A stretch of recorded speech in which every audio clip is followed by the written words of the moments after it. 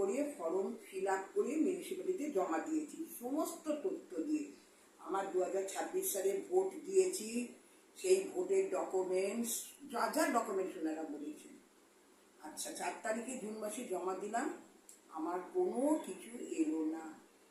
আবার আমি অনলাইনে গিয়ে কষ্ট করে পয়সা খরচা করে আবার আমি অনলাইনে জমা দিলাম, আমার একটা কিছু টাকা ব্যাংকে ঢুকলো না। আমি কনফার্ম যে আমার কোনো ফল্ট নেই, আমি সব জমা দিয়েছি।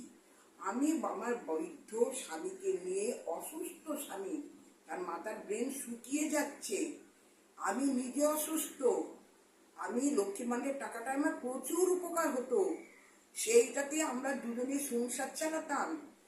আর আমার মেয়েদের বিয়ে হয়ে গেছে মিডিল কাস্টে, তারা যেটুকু হেল্প করতো।